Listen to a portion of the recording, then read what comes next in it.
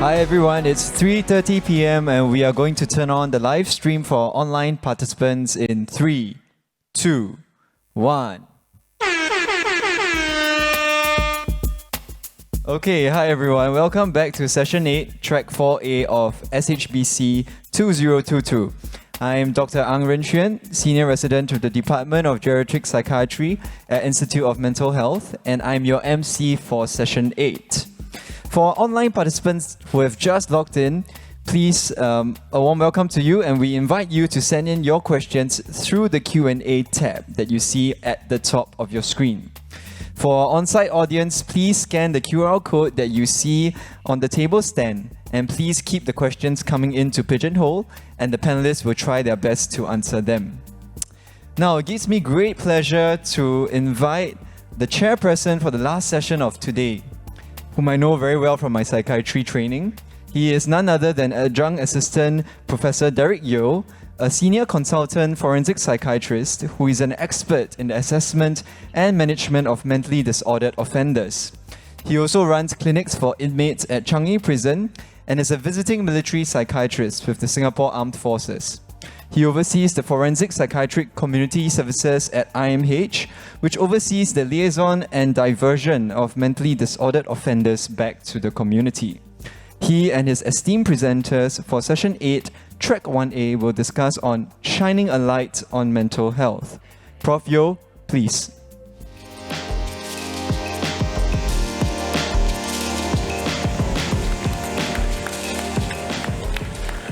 Thank you, Ren Xuan. Good afternoon, ladies and gentlemen. I'm really delighted to be here at SHBC 2022, and it's my privilege to be the chairperson for this track. Mental health does not exist on its own. It's an integral and essential part of overall health. And one can say that when one's mental health is intact, the individual has the ability to form and maintain effective relationships, perform his roles socially, accordingly to the best of his ability, and also communicate his thoughts effectively, and also manage his emotions well. Good mental health also gives one a feeling of worth, a feeling of self-control, and of the ability to balance both internal and external functioning. For our track, we have decided to go across the age spectrum to look at mental health from child and adolescents to that of the geriatric population. We are also looking at the challenges faced by our colleagues at the workplace due to the COVID-19 pandemic. So, without further ado, let me introduce the first speaker for today. Our first speaker for today is Associate Professor Ong Se Hao, who is the Chief of the Department of Developmental Psychiatry at IMH. Prof. Ong had the privilege of mentoring me. I had the privilege of being mentored by Prof. Ong for many years, and he's an excellent speaker. And I would like to invite him to give his presentation on how telehealth helped transform child psychiatry at IMH. Prof. Ong, please.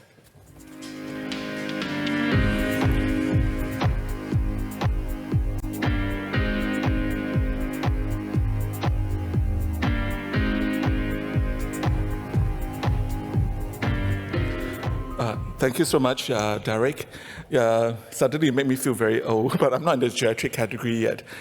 So I hope you guys had a chance to stretch yourself because it's a late Thursday afternoon, and I hope you have some coffee as well. There's nothing that coffee can't help with, right, isn't it? So without further ado, I'm just going to share with you about child psychiatry, right? Just the flip side of geriatric. My colleagues will talk more about adult psychiatry as well as geriatric psychiatry as well. Okay, I'm from the Department of Developmental Psychiatry in IMH, and I'd like to share about experiences and challenges in using telehealth in child psychiatric setting. So I'd like to declare that I have no conflicting or competing interests. And just to give you some context about youth mental health landscape, we do know that 50% of mental health problems actually are established as young as 14 years old, and 75% by the age of 24. And 10% of children and young people from age 5 to 16 have a clinically diagnosable mental health problem, but yet 70% of them have not actually had appropriate interventions at a sufficiently young age. So this is just a snapshot of the disease burden of Singapore from 1990 to 2017. As you can see the dark blue zone in this graph. Mental disorders contribute a significant disability adjusted life years by age group in Singapore. And with the advent of COVID-19, it has certainly also brought about several mental health ramifications, and also probably aggravated a lot of mental health symptoms and disorders as well. And this could be due to during the circuit breaker or lockdown period, teenagers are homebound. They couldn't go to school. They feel disconnected from their friends and teachers and school. They feel isolated. Their routines are being disrupted. They felt alone, more lonely, and the working from home for the adults and home-based learning certainly make them increase the chance of conflicts at home as well. And as you have read, there's also an increase in child abuse and domestic violence during the COVID-19 period. And of course, anxiety and depression symptoms are also exacerbated due to all these psychosocial stresses, and as well as higher suicidality as well. So just a snapshot, over the years, there has been a 1.6 times increase in child depression cases from 2015 to 2020. And the number of youth actually seeking help at our RMHER have actually gone up as well, right? Yeah, and you can see that from 2020 to 2021, we had a significant 3.2% increase, and that is only up to July 2021. So the birth of telemedicine in Singapore, I think telemedicine concept is not new. In fact, pre-COVID times, the MOH is already considering doing this, and there have been some national guidelines on telemedicine being published as well. And remember the regulatory sandbox that all of us would have to go through, right, in order to practice telemedicine in our day-to-day clinics. So there are certainly some guidelines and also dialogue about medicine and law within the realm of telemedicine. So the adoption of telemedicine in Singapore actually, as I said, started way back before COVID-19. That was in 2018. So this sandbox was set up to better understand the risk and co-create corresponding risk mitigating measures with the industry in the use of these services, service delivery models. In February 2021, MOH has successfully achieved the objective set out and closed the sandbox for telemedicine and mobile medicine as well. So how about child psychiatry? We are the largest child psychiatric service in Singapore. We do have a 20-bed inpatient ward, and we have 2 child guidance clinics.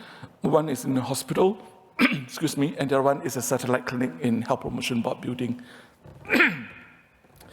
Well, thanks or no thanks to the pandemic, the COVID-19 certainly has expedited the adoption of telemedicine in almost all medical disciplines.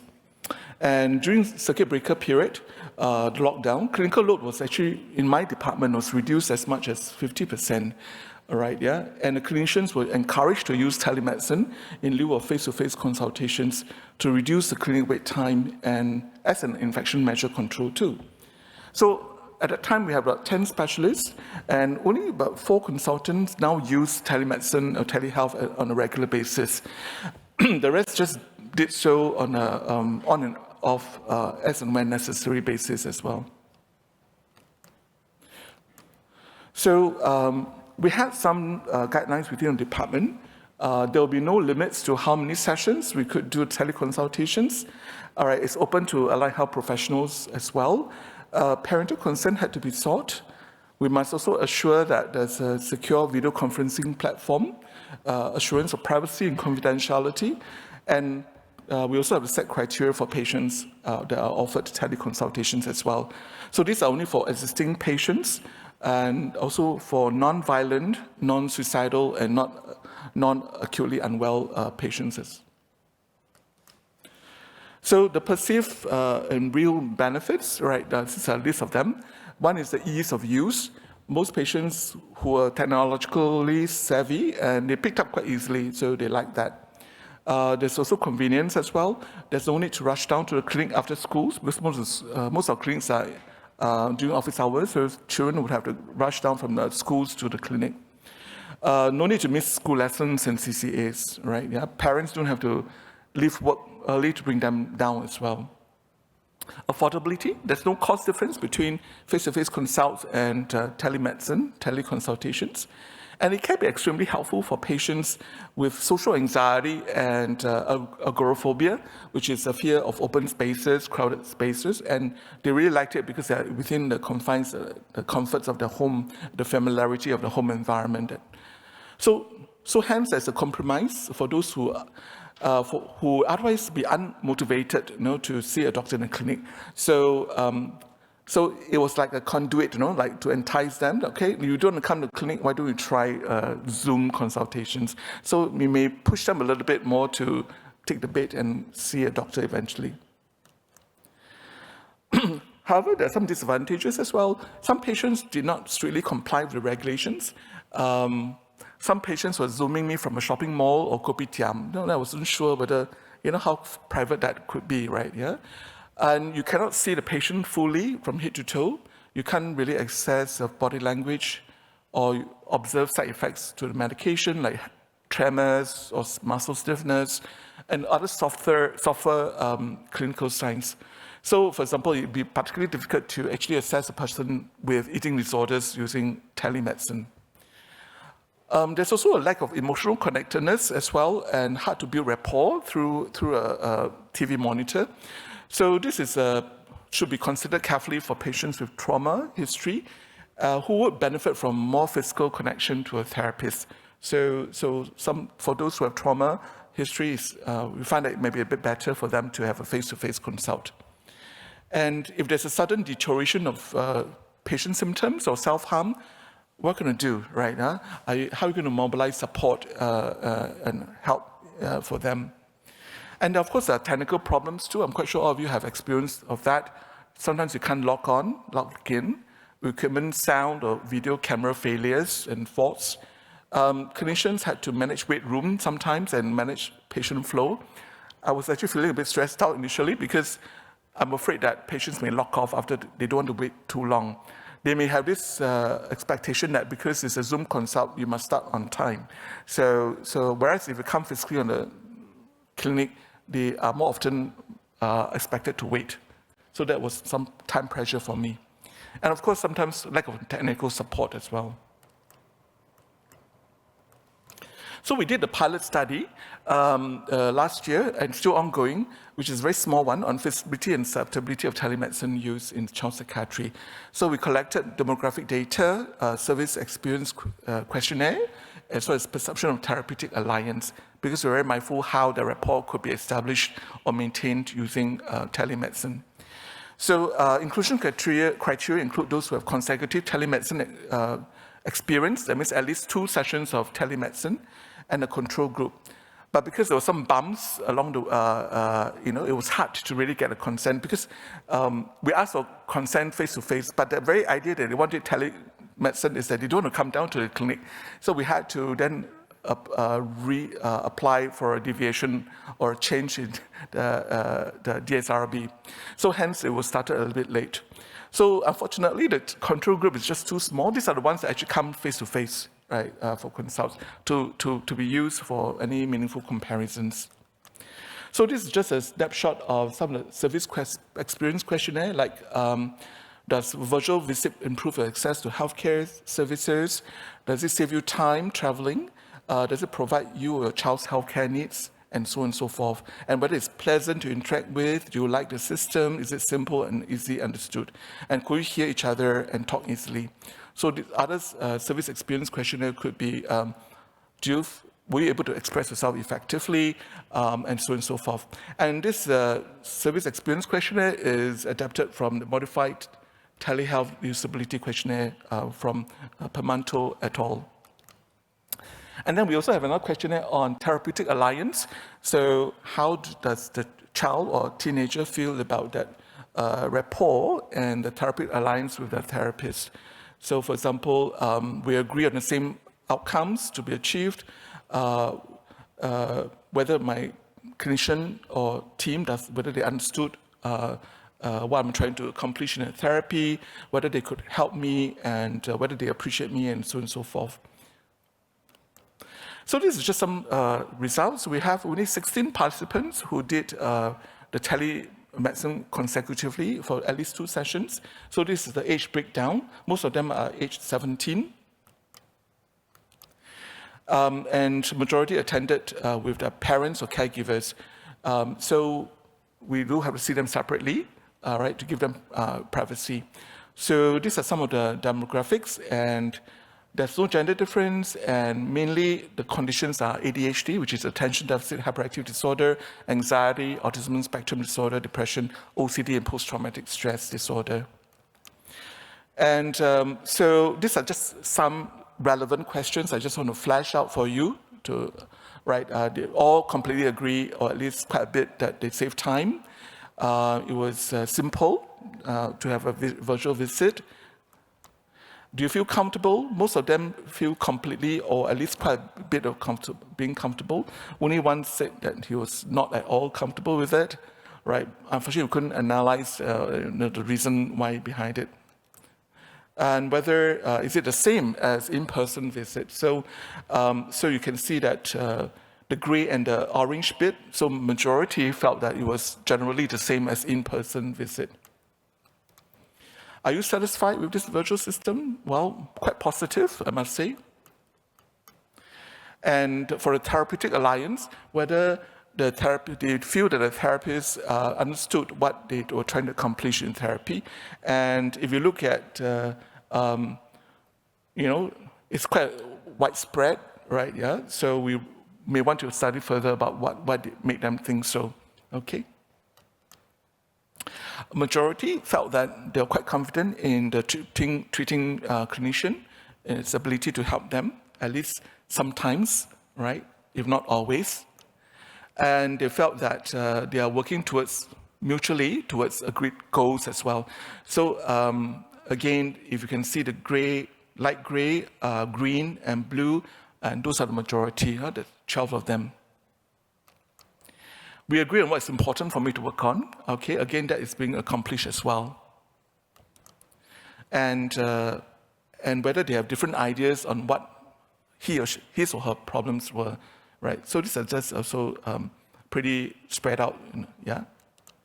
So the limitations of this study is that we just have a very small number of participants. We don't have enough control groups, those who are doing face-to-face consults, to really compare whether how's their experience and the therapeutic alliance that they have had with their clinician.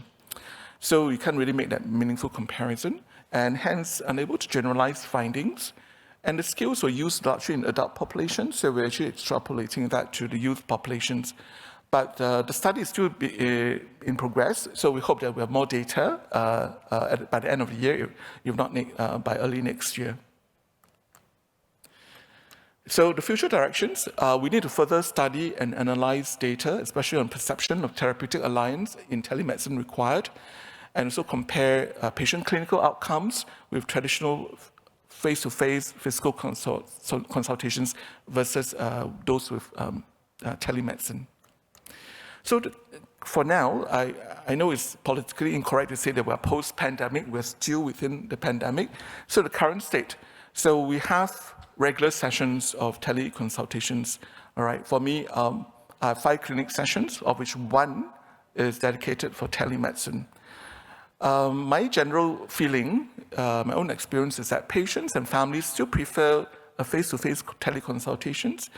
if there are no other extenuating factors. This is for the purpose of building better rapport and connectedness with the therapists, ease of asking questions, collection of medications. As you know, we do prescribe controlled drugs like sedatives and methylphenidate, which is a stimulant medicine for ADHD. So it's easier for them to be there to collect that. And also if they need medical memos from the doctors on the spot. But telemedicine is not for everyone, but it can be particularly more, it's probably more acceptable to a certain group as well. All right. So for select patients on telemedicine, for whatever reasons, it is still generally acceptable or even a preferred choice, but without loss of therapeutic effects based on our small study so far. All right. And of course, free delivery of medicine is a bonus to patients, right, and caregivers.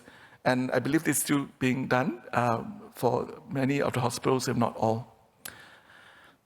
Okay, so conclusion, telemedicine should be offered as part of routine clinical patient care, and selection of right patients for telemedicine is important, right? We don't want to run into a lot of issues about privacy, confidentiality, or having a patient hurt or attempt suicide in front of you, without being able to physically access to help. Telemedicine will likely continue to constitute a small proportion of total patient caseload, as adoption is still very much dependent on clinician preference and motivation as well. So that is my end of my presentation. I'd like to acknowledge Professor Daniel Fang, Daniel Pogramsky from Clinical Governance Department, and Dr. Goldri, Tripin, Jolene, and other researchers in my department. Thank you so much for your attention.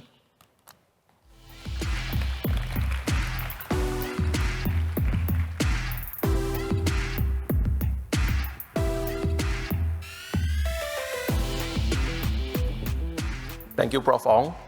Telemedicine is indeed an innovative way for helping us psychiatrists maintain our therapeutic relationships with our patients, especially in the light of the pandemic. Our next speaker is Dr. John Paul Teo, who is a consultant psychiatrist working in Brisbane. He has a subspecialty interest in psychotherapy, and interestingly, he is an alumni of Imperial College London, where he did his medical school, his basic degree at his medical school, and he was a chief resident at St. Vincent's Hospital, where he completed his specialist training in psychiatry. So John Paul will be talking about the sustenance of the care and feeding of the healthcare professionals, and we look forward to listening to him enlighten us. John, please.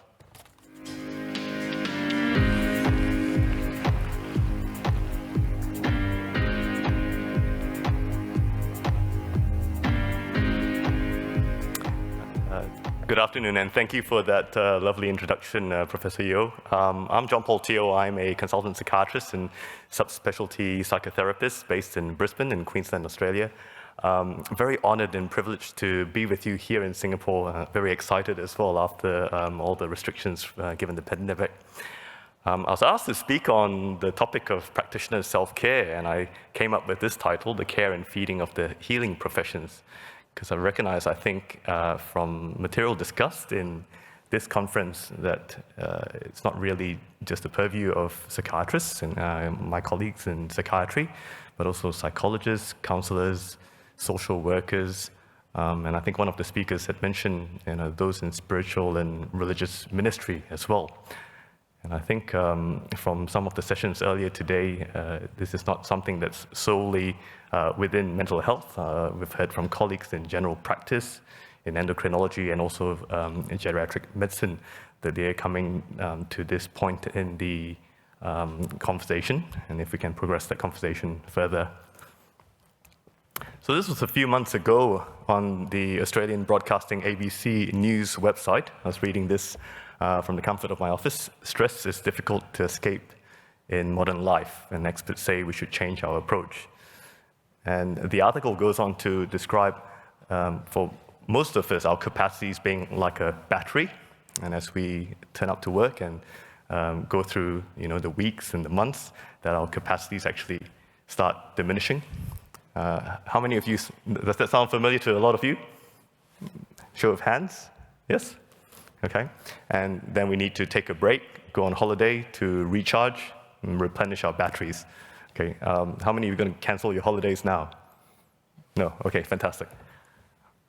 So I think that there's a time and place for going away on a holiday, taking a break, recharging our batteries.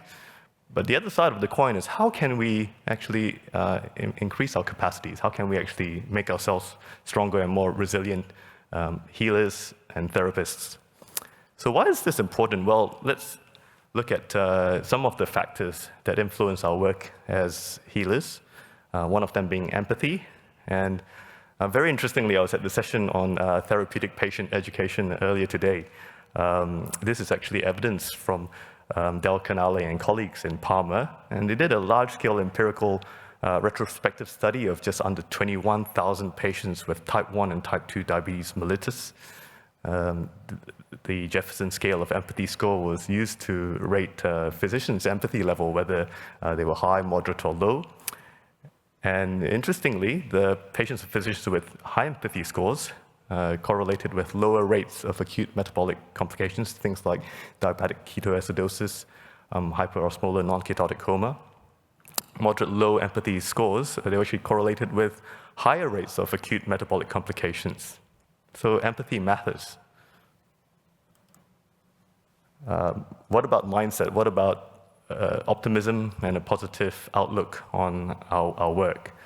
Alia Crum and Ellen Langer at the Stanford Mind and Body Lab did this interesting study several years ago. They sampled a group of housekeeping staff.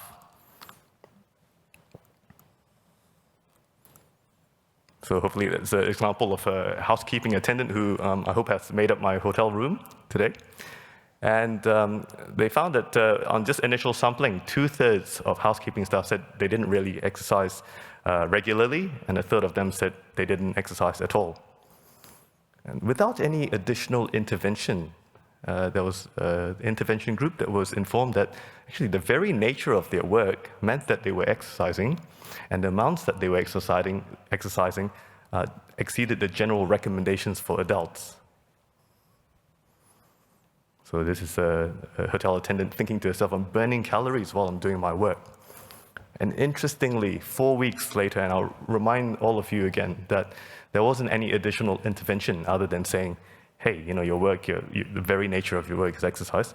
The intervention group reported benefits in terms of job satisfaction, significant weight loss of, on average, about 2 pounds, and reduced blood pressure readings of, on average, 10 millimeters of mercury. So this really is quite an interesting finding that there's more than meets the eye in terms of the mind-body connection, continuum. So we know empathy matters and mindset matters.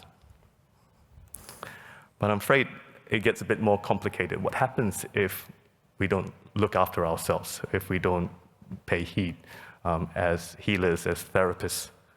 Now, this is a scene, unfortunately, from the NHS junior doctors' strike in the UK in early 2016. And this placard says it all, that the junior doctors felt devalued, demoralized, and depressed. And to try and understand some of what was going on in the welfare of the junior doctors, we have to examine the concept of burnout. Herbert Freudenberger, several decades ago, defined this as a syndrome containing a constellation of symptoms: malaise, fatigue, frustration, cynicism, and inefficacy. And Christina Maslach and her work on the Maslach burnout inventory, there are similar themes to this: emotional exhaustion, a lack of personal accomplishment, depersonalization, and evolving to include also cynicism and lack of professional efficacy.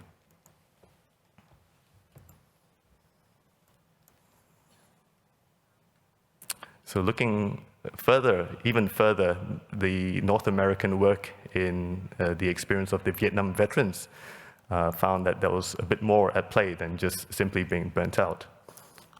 Oops, sorry.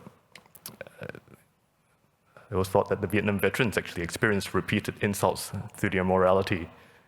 and that moral injury was classified as a broader construct compared to burnout. So applying this to the healthcare professions, it's being in this position of, on one hand, knowing the care that patients need, but on the other hand, being unable or having the sense of being unable to fulfill those care requirements due to constraints outside of the individual's control. And in this editorial by Dean and colleagues in 2019, they highlighted the importance of an atmosphere of harmonious collaboration between administrators and clinicians. So this is a bit of a busy slide, and I guess if I could refer you to the graphic on the right, those of you who are interested in Greek mythology like I am, this scene depicts Odysseus being caught between the monster that is Scylla and Charybdis, the whirlpool. And sometimes being in the work of healing, which is very isolating, can sometimes feel like we're juggling many things all at once. It's a very busy slide, and in the time that I've got, I might want to cover just 3 points. So firstly, that we are constrained by practical professional liabilities. What happens when sometimes the priorities of the organization don't align with what's evidence-based and what we think is best for patients. Secondly, our work is very emotionally draining and taxing, and there's this very real risk of affective exhaustion and indirect or vicarious traumatization. Thirdly, if we bring empathy to the table, there's a risk that empathy can cost us as well, that we may develop guilt, whether rational or irrational, in situations where we've lost patients through suicide or even homicide, and I know I have in my own career.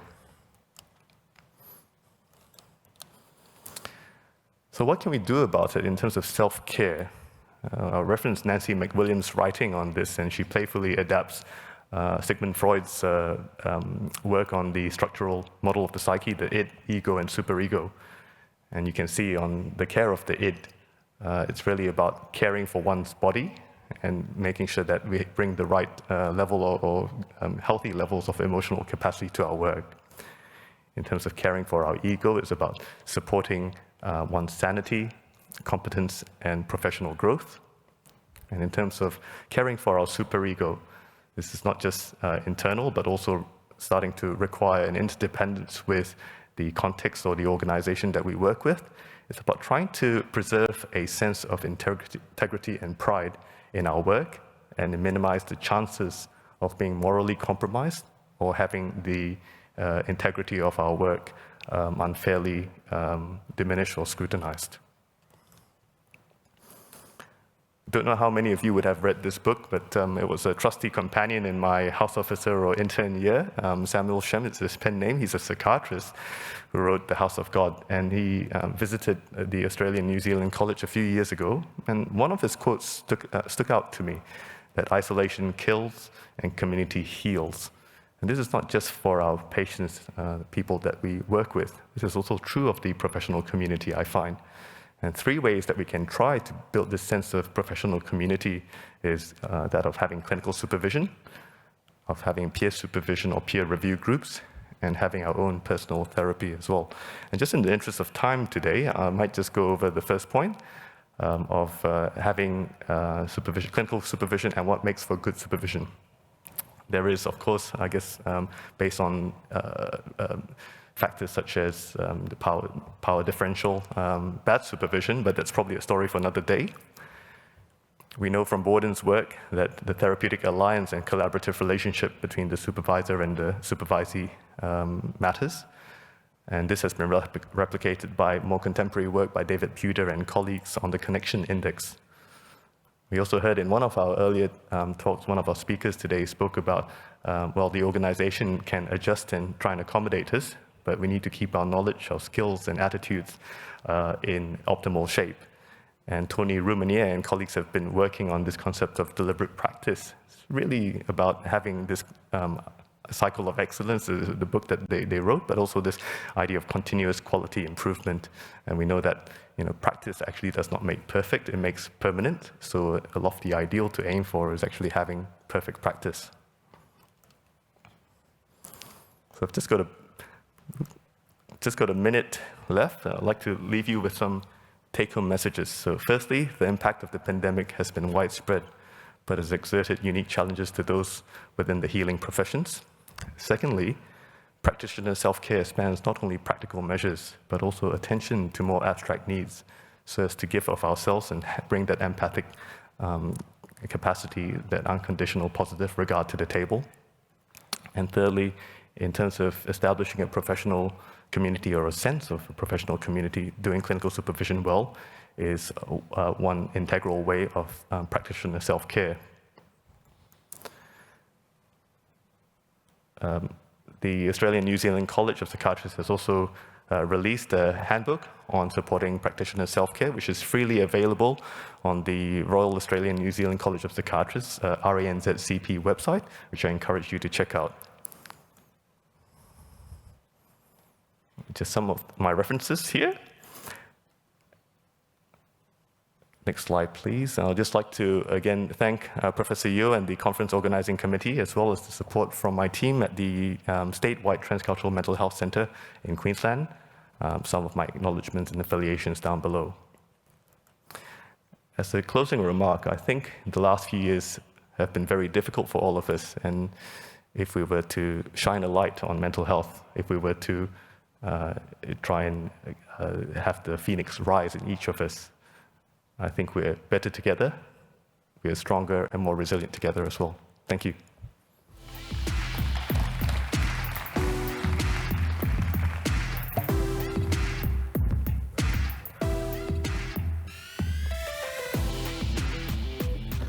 Thanks, John Paul. I think it was quite inspiring. Now I know it's very important to keep a positive attitude, engage in more peer review sessions with my colleagues, set more realistic expectations on the amount of work I can do a day. And I guess we really depend on our colleagues and our family members to really get us through the tough challenges that were present during COVID and the obstacles that are going to be appearing on the horizon, which you never know will happen. Without further ado, let's introduce the third speaker, my good friend, Dr. Yao Feng Yen, who is the Chief of Geriatric Psychiatry at the Institute of Mental Health. He is also a very strong proponent of life support and looks after the care of patients who require emergency care at IMH. Dr. Yao has always been a proponent of simplifying and adapting pragmatic and extremely effective measures to solve clinical problems that we encounter in our work. And it's my great honor to invite him here for him to share with us how he overcame some of the challenges in integrating care for the elderly at IMH. Dr. Yao, please.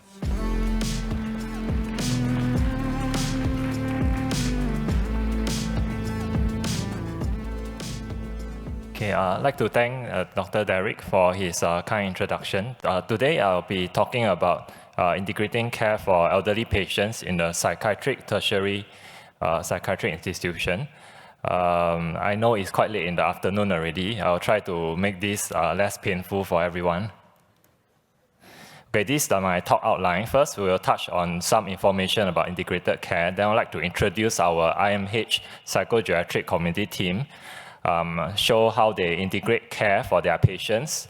Then also, I would also like to share some challenges and opportunities that arise from the COVID-19 pandemic, share a case example of how EPCAT's team integrate care, and also share a bit about how our department has tried to facilitate the integration of care in EPCAT's team. Okay, just give me a minute.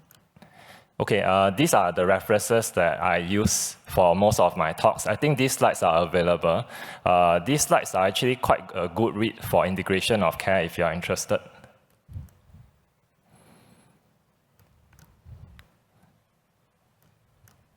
Okay. Okay, so now let's talk about what is integrated care first. Integrated care essentially is an approach to strengthen person-centered health system through quality services delivered by a coordinated team of providers working across settings and different levels of care. The vision of integrated care is to place the person and their communities at the center of the service provision, rather than their diseases. The aim is actually to address the fragmentation in patient service and to enable better coordination and continuous care, especially for elderly patients who can have many problems. On average, each elderly patient entering APCAT service has around 12 problems picked up on Honor 65 scale, which I will touch on in more detail later.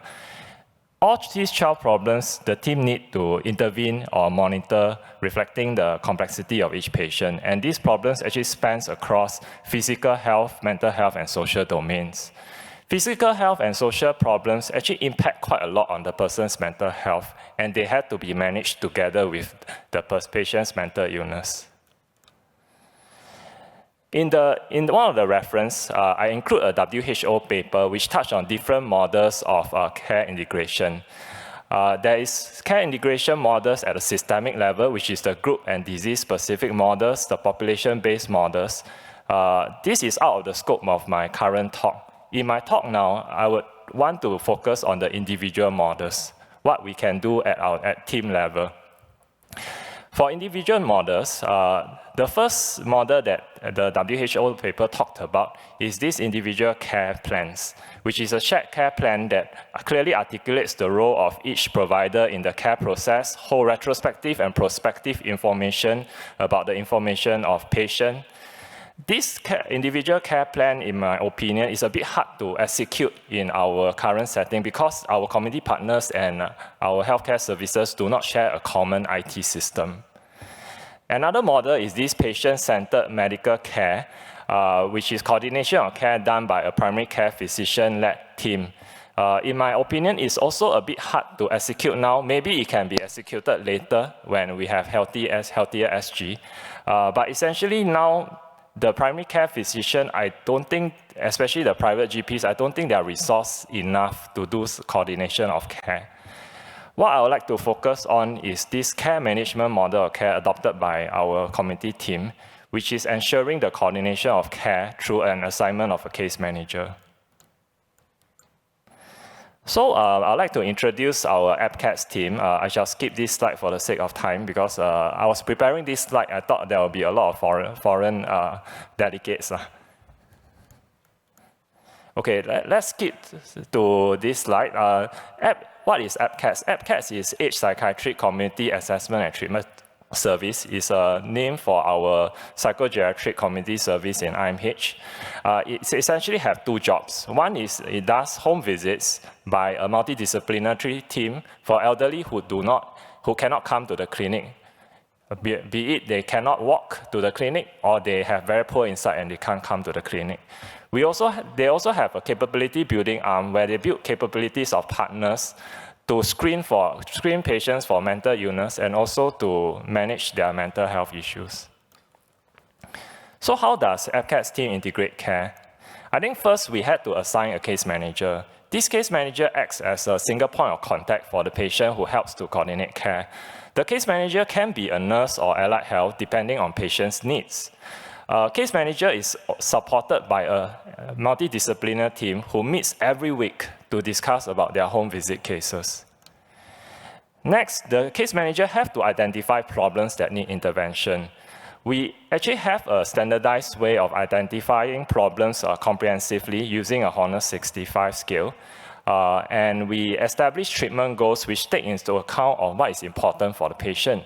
For example, is quality of life more important or is it longevity that's more important for the patient? This can help the case manager prioritize which problems to manage first, especially when they have like 10 to 12 problems you need to manage. So Honor 65 is a scale, a validated scale that is used in UK to measure the effectiveness of any geriatric services. It actually consists of 12 main categories, which covers several main aspects of mental health, physical health, and social issues. Within each 12 category, there are several subcategories which cover various aspects. So I just show you 2 examples of the main categories and what subcategories they have. So one main category is behavior disturbances. As you can see, it captures quite a comprehensive list of behavioral problems such as aggression, agitation, non-compliance, wandering behavior. And for physical health, it actually covers like physical health issues, mobility, visual, hearing impairment, fall risk, and pain.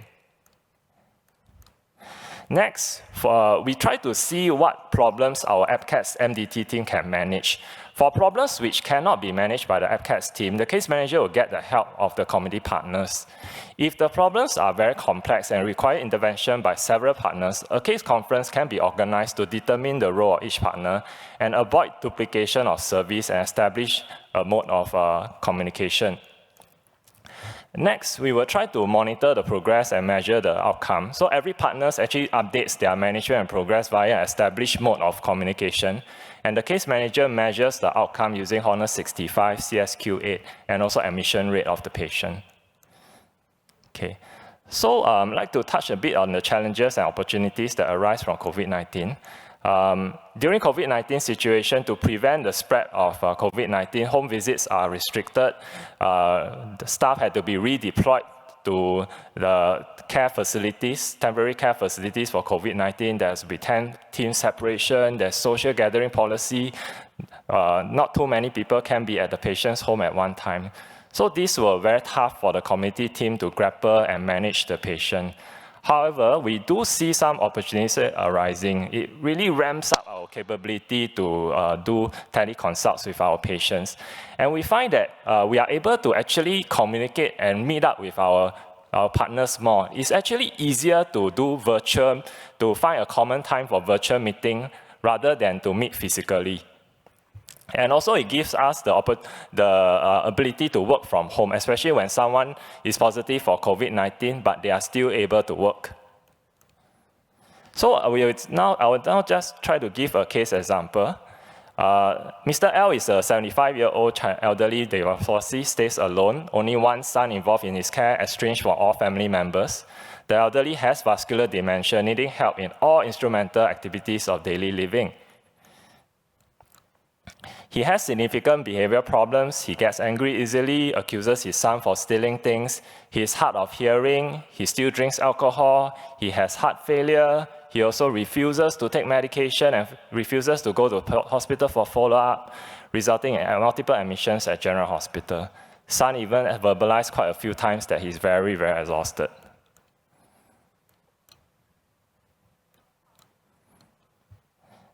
So what does APCATS do? First, we assign a case manager. In this case, the patient has several medical needs. Hence, a nurse was assigned as a case manager for patient. The case manager then became the single point of contact for the patient, caregiver, and partners. Next, we use Honor 65 to identify the patient's problems comprehensively. So you can see, for example, we use this Honor 65, and we can identify that he has behavioral problems. He has problems drinking.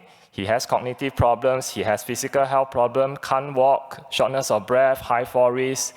He has delusional problems. He has social relationship problems with his son, problems with ADL, and even problems with living condition. And this tool allows the case manager to also give an impression on how severe is the problem with a score. And it gives an overall composite score. Once the case manager determines what problems the patient has, he engages the MDT team. Problems that cannot be managed by the MDT team, he engages the community partners. And a case conference can be arranged very quickly via Zoom, where several partners can be involved, like, for example, the VWOs, the home medical teams, and the home health services.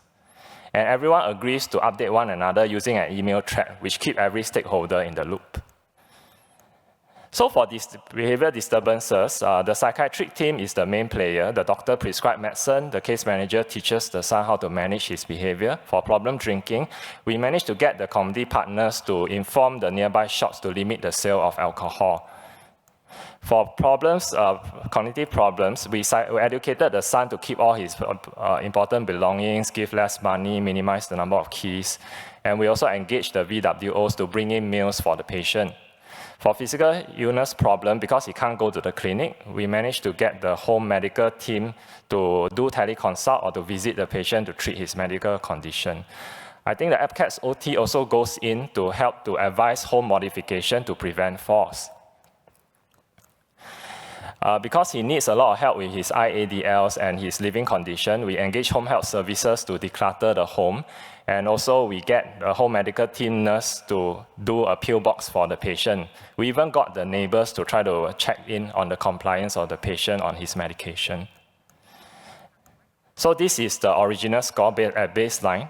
6 months later, we were able to resolve most of our problems. And also importantly, we were able to measure the effectiveness of our outcome, our intervention.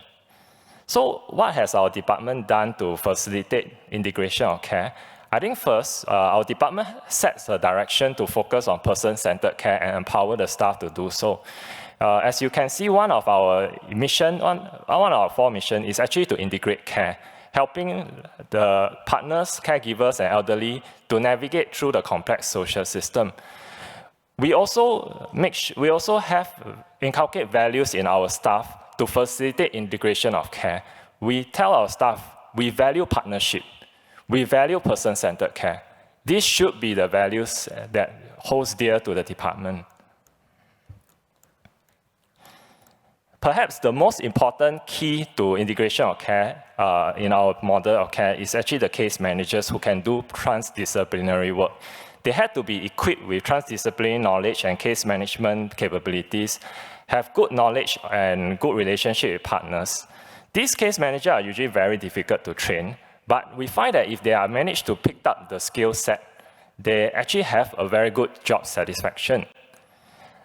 Of course, you need funding to run this. AppCats team is funded by MOH. Case manager spends a lot of time doing non-billable work outside home visit. But we managed to measure the effectiveness and managed to support justify the funding. I think the fourth is we had to build very good relationship with our partners. We spent a lot of time communicating and building their trust. And finally, we also want our service to be sustainable, so we empower our primary care, community partners, and caregivers to take over the coordination once the patient is stable by training and proper handover. I shan't go through the barriers of integrated care, but probably during the Q&A session, if you are interested, we can talk about the barriers of integration care that are pertaining to overseas and also the barriers that are specific to Singapore. Yeah, with that, I end my speech. Thank you. I ran out of time already, sorry. Yeah.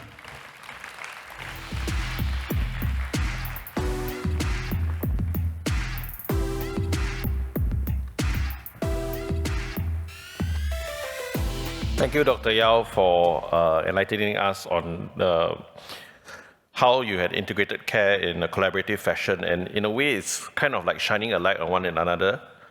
And in this way, that's how us mental health professionals can face the challenges of the mental health landscape. And we can meet these challenges with courage and hope. For our final speakers, we have 2 psychologists from the Institute of Mental Health. The first, Ms. Leong Hoi Ting, is a senior clinical psychologist from the psychology department of IMH. I have worked with her personally, and she has a deep interest in crisis intervention and psychological assessment. And she is also a PhD candidate at James Cook University. She is also the principal investigator of studies to investigate the impact of COVID-19 on the mental well-being of Asian health professionals and healthcare workers in IMH. Her fellow presenter, Nastasia Tang, is an associate psychologist at the Institute of Mental Health, and she also has been interested to find out how the changes in workload and mode of work has affected fellow colleagues during the pandemic. Without further ado, I will invite both of them.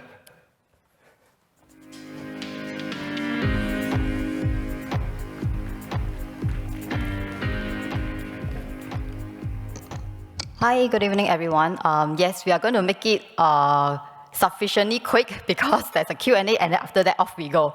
Okay? So anyway, I would also like to thank Dr. Derrick and also the organizing committee for this opportunity to share our research with you. So I hope that this research itself, psychological impact of social distancing measure on workplace mental health, will actually be quite relevant for most of us here.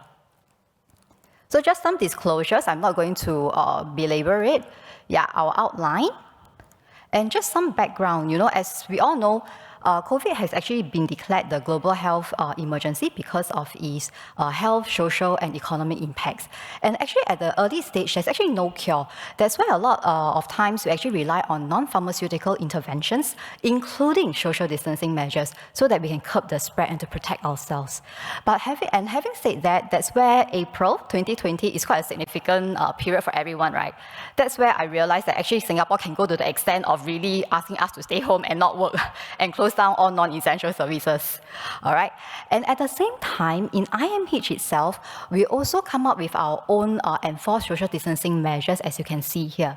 So I think some of these are not foreign to you guys because some of you will also have experienced that. Things like working from home, split team, and also lunching alone. But having said that, that's where it's quite ironic, isn't it? I mean, COVID itself is actually what I perceived as a prolonged critical incident. And in actually a lot of literature, they actually suggest that social support and interaction, or even contact or connectedness with other people, actually help to buffer those stress arising from critical incident. So that's also where our research team felt that it actually is quite interesting to look into the relationship between social distancing measures and our psychosocial well-being. And this is actually our hypothesis. So in GIST, we are actually expecting to see corresponding changes in psychosocial outcomes in our sample whenever there is a change in psychosocial distancing measures in the workplace. All right, so now I'll pass on to Nastasia to talk about the methodology and some of the findings, and later on I'll come back to talk about the qualitative data that we looked into as well. Nas, please.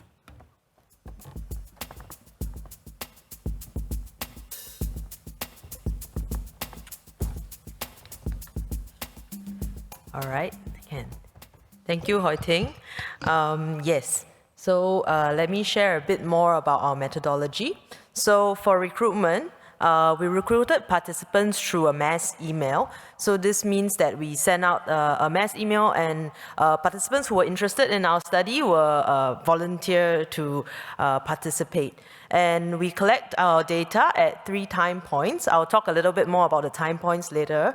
And so there were also questionnaires being used. We used mainly the DAS-21, Oldenburg Burnout Inventory, UCLA Loneliness Scale, and Brief Cope. There was also a component of semi-structured qualitative interviews. So 16 of our participants actually opt in to do the qualitative interviews.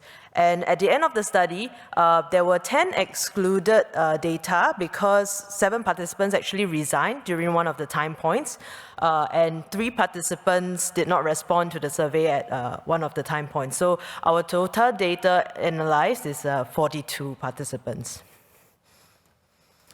So a bit more about the time points. The first time point is actually June to August 2020, where workplace measures were implemented, such as lunching alone, and also no taking of leaves. And we were asked to make adjustments so that we can provide services remotely.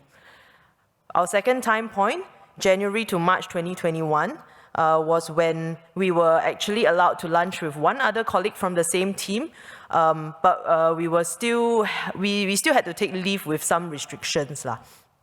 And for the third time point was when restrictions really eased, and that was April to June 2022, where we were allowed to lunch with our colleagues like in the past. And we were allowed to take overseas leave as well as resume face-to-face meetings. And so a little bit more about questionnaires. We have the DAS-21, which is a well-known scale to measure depression, stress, and anxiety. We have the Oldenburg Burnout Inventory, a 16-item scale designed to measure burnout on 2 subscales, which is disengagement and exhaustion. We have the UCLA Loneliness Scale, 20-item scale that measures loneliness, and the Brief Cope, which is a 28-item scale that measures how people cope during stressful life events, such as a pandemic. For our semi-structured interviews, they were conducted at time 2, and our questions mainly focus on asking how did participants cope with the social distancing measures, how the measures affected them personally as well as in their routine work. A little bit more about our demographics. So majority of our participants, 80% actually, fall below the age of 40, with more than 50% of our participants within the age range of 21 to 30. Most of our participants are female, but this is also in line with other studies that are looking at mental health care professionals. A larger proportion tend to be female. So without further ado, I share a bit about our results. For our DAS, we found that there is actually no significant difference between the depression, anxiety, and stress score of the 3 time points. But we do note that there is the anxiety is approaching significance. So we went to look into it using the pairwise comparison. And we found that generally there's still no significant difference, but we do note that anxiety in time point 3 is a little bit higher than in time point 2. So when we look at our participants scoring above cutoff for the DAS, this means that they score above normal on the depression, anxiety, and stress scales. We see that actually in time point 2, depression and anxiety seems to be the lowest. And then later on in time point 3, it increased, with anxiety increasing even further than in time point 1. And stress generally remains quite stable throughout the 3 time points. For comparison with other studies, we actually have one other study that was looking at non-medical healthcare personnel, but because their study was measuring at February to March 2020, they might have found less prevalence of this depression, anxiety, and stress in their sample. The time point that they are measuring the participants at also is before the circuit breaker period. So it could be that, as time progressed, when we measure, when we surveyed our participants, the depression, stress, and anxiety increase. There is also a difference between the 2 samples because for Tan et al., non-medical healthcare personnel include administrators, clerical staff, as well as maintenance worker, which maybe their duties are a little bit different from our sample, which is allied mental health professionals that were tasked to care for their patients while adjusting to workplace measures. So for Oldenburg Burnout Inventory, there's actually a significant difference for both subscales of disengagement and exhaustion. And pairwise comparison shows that for disengagement, participants were actually more disengaged in time 3 than in time 1. And for exhaustion, participants were more exhausted in time 3 than in time 2. So when we look at the participants meeting the cutoff for burnout, we found that for disengagement, it actually increased over time. And for exhaustion, it remains relatively stable. So in comparison with other studies, we actually have a pre-COVID study done with mental health professionals in the Institute of Mental Health. And it found that pre-COVID levels does seem to be lower than the levels that were measured by another local study, Tan et al., and as well as our current study. And for loneliness scale, generally there is no significant difference for loneliness between the 3 time points. And with that, I'll pass the time back to my colleague, Hoi Ting.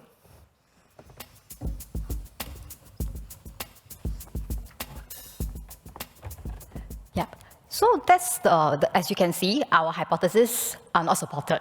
And it's actually quite sad that, when you do a research, your hypothesis is there's nothing coming out from there.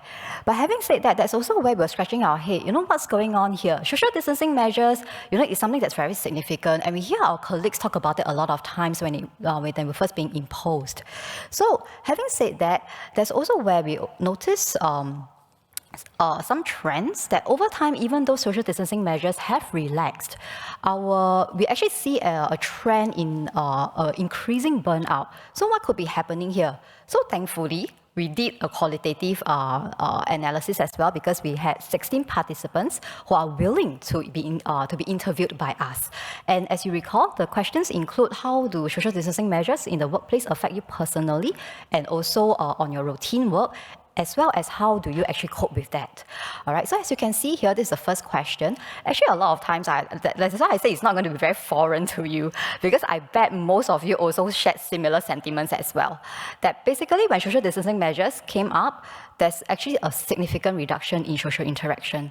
And in fact, other than that, some of our participants actually reported that because of social distancing measures, in their personal life, they also feel that there's also a significant reduction in the stress outlet, because they couldn't really engage in a lot of activities that they used to do because of SDMs. What about at work? All right, so as you can see here, there are actually 3 significant points or factors that I actually highlighted here. The first being a perception that there's actually a disrupted care, because either there's insufficient nonverbal information, because everything suddenly becomes teleconsult. And I think just now my colleagues have also pointed out that this is also one of the challenges that they face. All right, and also because of split team, as you can see in this quotation here, because sometimes we feel very responsible for our patients, so that's why we have this perception that if I were to hand over my patients to someone else, then they may not be attending to them as how I would have. So there's also some of the self-doubts there as well, which is quite consistent with the international literature on how therapists feel about themselves when they convert from face-to-face to teleconsults during the COVID period. On top of that, there's also higher workload, longer work time. An example will be split teams, because a lot of times pre-COVID, a lot of us are actually split between inpatient and outpatient work. So if let's say you're only deployed to one site, then it means that another colleague has to take over the other portion that you are not deployed to. And that's why there's actually a higher workload in that sense. And also because of the early stages during the COVID, when social distancing measures have been implemented, there's always this time urgency to then call the patients, to then convert to teleconsults or arrange for medication delivery. So all this actually add on to the work stress as well. So what do they do? How do they actually cope with that? Actually, that's the thing about human beings, because we are so adaptable. So a lot of times they continue to stay in touch, and I guess a lot of you will have done this as well, right? Sending care packs to people. Suddenly, you call delivery, and then it pops up at your colleague's place, and then wow, your colleagues will be super surprised, and they text the person, hey, I got this from you. I mean, I myself have benefited from that as well. That was really, really a pleasant surprise. Yeah. Other than that, it will also be Zoom lunches. Yeah, I wonder how many of you actually did Zoom lunches during that period of time. I myself have. Yeah, exactly. It's different, but at least you get to see someone, right? All right. And after that, you will be discussing, hey, what do you order for delivery? Yeah. So on top of that, there's also this radical acceptance. Yeah, I mean, it's more like what Singaporeans say, right? Popian know what to do, right? Yeah. And also some of them continue to comply with work and government instructions, even though they're always changing and can be stressful at times. Okay, and of course, this is actually quite consistent with the coping profile of our participants, who generally cope by problem-focused and emotion-focused coping. Okay, so how do we make sense of this? So essentially, why is it that our hypotheses are not supported?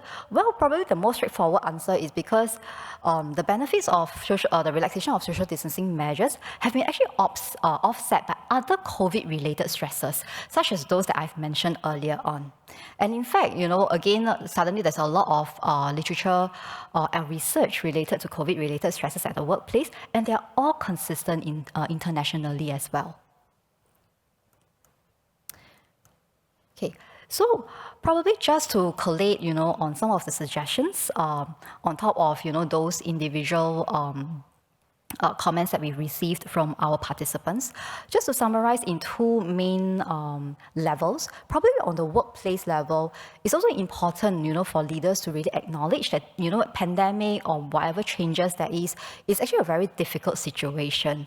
And that while we are all trying to cope, with all this situation, there is that we need to have a realistic expectation that, maybe sometimes we are adjusting, then we may fall short of maybe patient care or even, there's tension in the team. And I think this is important because it gives everybody the permission to drop balls for a little while before we get back on our feet again. All right, and the encouragement for a culture of adaptation and exploring of new models of interaction, like what our participants have shared, they are also very good reminders on how we can actually cope differently, even though there are restrictions imposed on us. And of course, finally, on a personal level, these are just, reminders for ourselves, because I think even pre-COVID, we are already coping as such. All right, but really, when we engage in positive, helpful physical activities, it actually helps to alleviate depressive symptoms. And of course, having access to accurate information, all right, will also help to alleviate anxieties. And for parents out there, I think one of the research here that I have actually highlighted is that, during social distancing measures, if let's say you engage, with your kids in positive activities, it actually enhances yours as well as your kids' mental health. Yeah, so this is also something that we can keep in mind as we continue to navigate COVID, and also fingers crossed, in the event that another pandemic hits us again. So that's the end of our presentation. Thank you.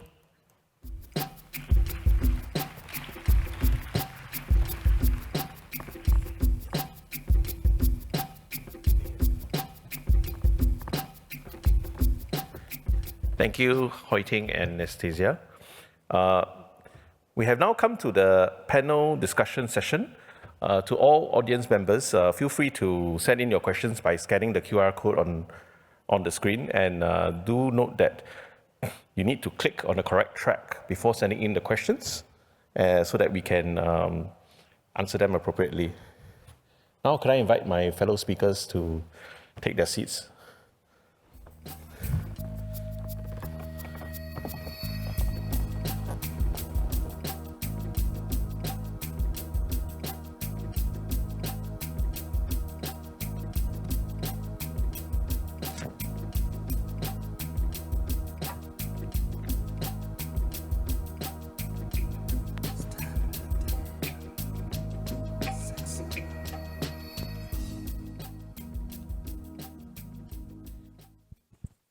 Thank you all for joining us. And without further ado, let's take a look at the questions. The first question we have, let me put it up. Let me put up the first question. Healthcare workers are burnt out and exhausted. Most are dying for holiday getaway, but the price of being away means fellow tired, exhausted colleagues have to provide coverage. The guilt is there. Any comments on that, John Paul? Thanks, Professor. No, I can wholeheartedly attest to this, especially if you're working, as in a group practice, and I have that experience. It's about really, I guess, coming to equitable agreements with your colleagues. You don't want to, even if you've got time away, you don't want to sort of feel guilty that, hey, you're sort of, being a bit of a freeloader or free rider and taking more leave than others. So it's a very sort of complex topic. I've navigated that through use of a peer review group with several of my professional colleagues also being part of that group, and just making sure that we do whatever we can to try and minimize any sort of negative feelings. But it's a very big topic, and I think one of the things that I covered in my talk and from our colleagues' talk as well is, within our group trying to negotiate that, but also having the support of administration to know that actually this is something that's needed for for nurturing our capacities and bring all of us to the table when we come to work. Thanks, John Paul. So we should provide sustenance to our superego. We should try and shrink our superego. If it's Okay. Dr. Yao? Hello. Yeah. I'd like to add, I think the department culture and leadership is also quite important in this case. I think if we can create the culture within the department, that we work together, we cover one another when someone goes on leave, that actually helps a lot. And I find that as a leader, if you can show that you do a little bit more than your other colleagues, you volunteer to cover them, do a little bit more of your colleagues, more are willing to follow. Thanks, Dr. Yao. Yeah, truly, servant leadership is quite an important concept. Okay. For our next question, I will address this question to Professor Ong. Professor Ong, the question is, should we be worried that more young people are seeking care, or assured instead that more are aware they can seek help? Hello. Right. Thanks for the question. I'm so glad that this was voted in the top 3 questions. I think youth mental health has come to the forefront quite a lot in recent years due to more media reports and, of course, some high-profile cases that you may have read in the newspapers. I think there's always 2 sides to the coin, and or you can call it a double-edged sword. So I think it's a good thing that they're coming forward, because at least we know that they have something to say about their own mental health issues. Whether it's legit or not, or accurate or not, right? We do not know until we speak to them, right? And over my 20 years practice, I think I can really see the shift, paradigm shift, in the sense that youth are actually more willing to come forward to seek help, but not always the face-to-face kind of consultation. There's still some stigma attached to that, but they may reach out to helplines, chat box, or community partners and things like that as well. So yes, on one hand, I'm a little bit worried about it, but because I think our services haven't quite grown in tandem with the demand, and that's why I'm fighting very hard to get more resources pumped in for child psychiatry. But I think it's a good thing that the young people are more aware, they're talking about it. It's better to really attend to that and find out whether they're in trouble and not miss out one who's really seriously in need of help, right? Yeah. So I think it's okay, right? So we have to do our due diligence. Yes, it's okay. The wait time is longer now, but at least they have somewhere to go to. And even if we can't see them within a month, we usually would offer other services like school counselors, which is our community mental health team, working with the school counselors, and also a whole array of social service agencies who are now more interested in actually supporting youth mental health in Singapore. Thanks. Thank you, Prof. Ong. I would like to address the next question to our psychologists. Okay, this is quite an interesting question. Has mask wearing become a positive action to reduce anxiety, etc.?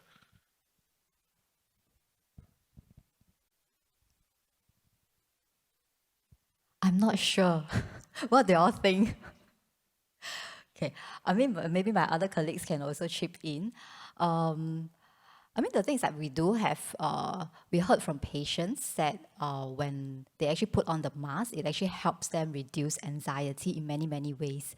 I guess individuals with social anxiety, because they get to hide behind their mask in some ways. And some people who are more anxious about their health, they also feel more protected. So probably in some ways, yes, it is. But having said that, I think as the psychologist comes in now, to say that, we need to be quite mindful when we actually go across the line, that we are overdoing this to the extent that it becomes what we call avoidance or safety behavior. Because if the situation does not warrant wearing a mask and we die want to do that, then yeah, we are bordering on making it a safety behavior, and we are actually what I call feeding the anxiety monster. And eventually it may escalate into something subclinical or even clinical. Maybe I can ask this question also for our experts who in geriatric psychiatry and in child psychiatry. Do they feel that among the young patients and among the elderly patients also this mask wearing thing is something that helps with anxiety? Maybe I take the question first. I think a lot of problems is my patients don't want to wear masks. In the inpatient ward, we hardly can get them to wear masks. And also, I manage a lot of patients with dementia. So sometimes wearing masks is a hassle to them. Yeah, but I don't exactly know whether it actually helps to reduce anxiety. I think it may increase their anxiety a bit. Yeah. Well, I don't really have this issue in my younger patients. I think most of them are very law-abiding, and they have been inculcated by the schools and the parents to wear masks. So it's almost like a learned behavior, you know. So it's not so much about whether to reduce anxiety or things like that. But certainly for a small group who are very conscious about how they look, while they may have body anxiety, body dysmorphic disorder, social anxiety, then they probably be more wary about showing their face. But I think most young people I met, they tend to be a bit defiant. So right now, so they will just come to clinic without wearing a mask. You know, yeah. So I think it's okay. It's okay. We have diverse, behavioral manifestations, but I think this is not necessary to perpetuate anxiety. Thanks. Okay, thanks, Prof. Okay, let's have the next question. Wow, okay. John Paul, I think I'll direct this question to you. It says here, many times due to the shortage of manpower and work stress, results in moral injury and burnout in the healthcare team, resulting in more resignations and even more burnout. So how do we resolve these issues? Thanks, Professor. No, so I think what's highlighted here is you can actually have a vicious cycle where I guess if we're looking at people-oriented care, the patients that are relying on us, that actually the capacity of the therapists, the capacity of the organizations that can actually provide that care gets diminished. So there are no easy answers again here, but I think this is where we need that sort of alignment of values from the administrators and clinicians side. Just to give an example from Queensland where I work, one of the arms of the adult mental health service during the pandemic, they were actually asked to increase their telehealth output by quite a fair margin. We're talking almost twice the output from the administrator's perspective. Where's the funding? And it could be, and so then obviously there's a lot of pushback from clinicians saying, hey, look, when are we actually going to be real about this? When are we actually going to say this is a bit of we understand why there might be that initial reaction. Oh my God, we've got this pandemic now. How can we actually just carry on business as usual? But I think coming to terms with this new normal is saying, hey, this is a new reality here, and we have to accept that maybe we can't get to that same level of output for this period of time, and actually have a bit more broader thinking about how we navigate sort of not just the immediate period, but how do we sort of recover from this? How do we actually progress forward? And I think from what we've heard at the conference more broadly, we're talking about shifting paradigms as well. How do we how do we sort of resolve the idea of 5 or 10 minute consultations outside of mental health? How do we actually bring value to those consultations? So I think these are sort of the bigger questions. Dr. Yao? I'll give a bit of my perspective as well. I feel that if this is easier said than done, but in my opinion, if you can inculcate a culture within your department that everyone actually matters, and the staff actually find meaning in what they do, then the resigns will be less likely. I'd like to chime in as well as a HOD. I think this is the time, because particularly during this difficult, challenging times, that self-care is so important. You need to really emphasize a lot of self-care, and that, of course, is closely associated with work-life balance.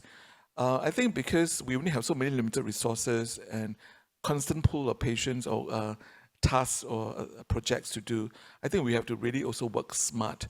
And I think the flexibility of being able to work from home or doing remote consultations or having a hybrid event like this, really, really helps us to plan our schedule more effectively.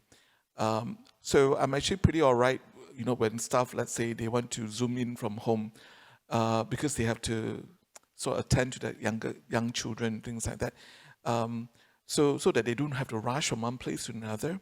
And personally, I also felt that it's actually very, it does relieve some stress so that you don't have to rush from one place to another to have a physical event.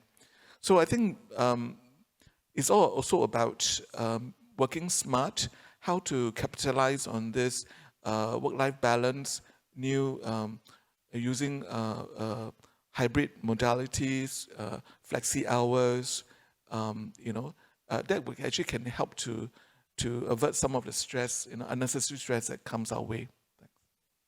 Thanks, Prof. Ong. Okay. Next, I'd like to direct this question to Dr. Yao. Put the question up. Mental health is heavily influenced by psychosocial factors. How can we create more spaces for conversations between social agencies and healthcare practitioners to discuss this? Dr. Yao? When we talk about more spaces, I'm not sure whether is it like more opportunities to meet or to discuss. So I will give my perspective on this. I think AIC or some organizations had organized gatherings with the social agencies, healthcare professionals, to talk about issues, about challenges and issues. But in my opinion, very little comes out of it. Things still remains the same. I think one is the partners, actually, on healthcare professional side, I think a lot of the issues is that we hardly can find time to communicate with these partners, especially when we are managing certain patients. And on partner side, they had feedback that it's very difficult to reach us, the healthcare professionals in the hospitals. Yeah. So I feel that if we could bridge that kind of gap, say for example, your department could make it a point that partnership is very important. We should invest some time to engage partners when we manage our patients. Managing each patient is an opportunity to engage your partners. And also give partners an avenue to communicate with us. Say, for example, we assign a case manager or allied health who can be a single point of contact for that partner. I think that will help to create more spaces. I think through management of patients together, collaboratively, we can actually bridge more of that rather than having social gatherings where you come around, meet one time, and you forget about one another later on. Thanks, Dr. Yao. Sounds like more collaborative hybrid gatherings with the help of technology. I think there's also something to add, that because of the rise in mental health issues, and it's so palpable nowadays in the society, actually a lot of social agencies have individually approached us for advice, for consultations, because we are the content experts. So I have the opportunity to draw up a training program for them to help them assess and do basic evidence-based treatment for youth with mental health problems with mild to moderate symptoms as well. So I think we should capitalize on this impetus. This right now, the the deep interest in mental health, to really engage them. And then, like what Dr. Yao said, it shouldn't be a one-off engagement. It should be ongoing engagement and all that. So as part of the project, we also will be providing consultations, regular consultations, and case supervisions with them, and with case managers as the single point of contact between us and them. So I think it's an ongoing conversation that and work collaboratively on clinical cases is the best, not like social networking and things like that. We're, after all, not businessmen. Thanks. Thanks, Prof. Ong. Truly, the help and support that has to be provided has to be sustainable for it to be effective. Oh, we have one question that's really overwhelmingly voted. Let's look at this. Okay, I think this person is asking about, we have clinics where we have these signs where they inform us that our healthcare workers should not be subject to any abuse. And it's present in all our clinics in the private and public sector. And this questioner is asking, how can we make it less stressful for healthcare workers to face such negative events?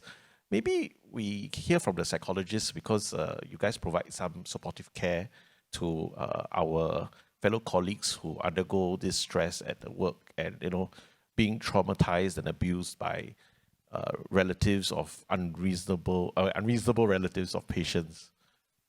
Yeah, I think it's definitely not easy.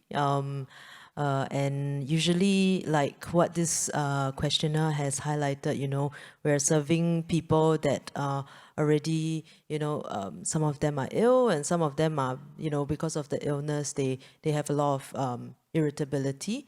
And so sometimes it doesn't translate well when they are asking for service. It ends up becoming quite abusive. And I think really as healthcare workers, it does definitely would be very stressful to be faced with such a situation when you are just trying to provide care.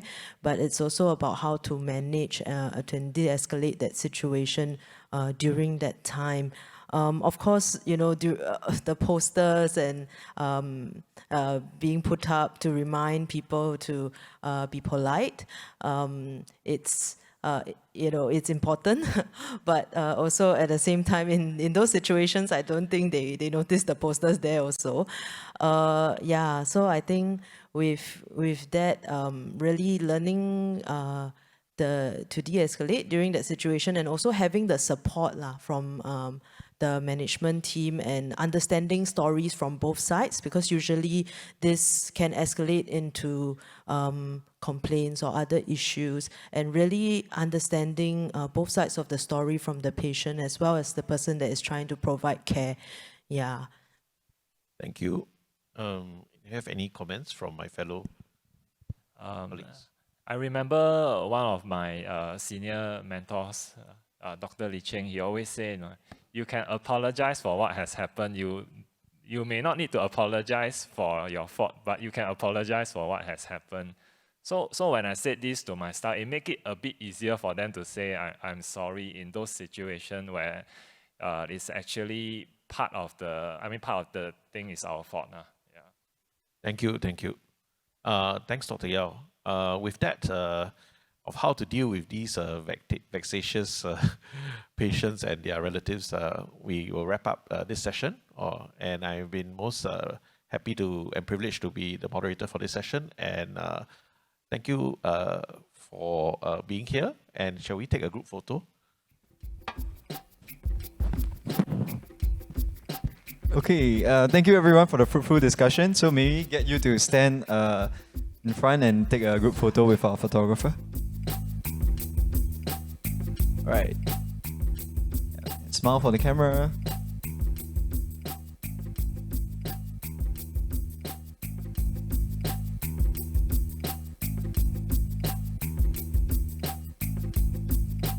Okay, thank you very much, Prof. Yeo and the panelists. So may I invite you back down the stage to your seats. Okay, we have now come to the end of session 8 today and also the end of the 2-day program for the HSBC 2022. But before you go, just another gentle reminder, look at the screen, there will be a QR code for you to send the feedback in. I really appreciate if you can fill them out now. Just take a couple of minutes and there are only 8 questions. We hope everyone has benefited from the 2-day program and such an engaging interactive session in HSBC 2022. Do remember to bring back all your personal belongings as well as the Congress bag with you.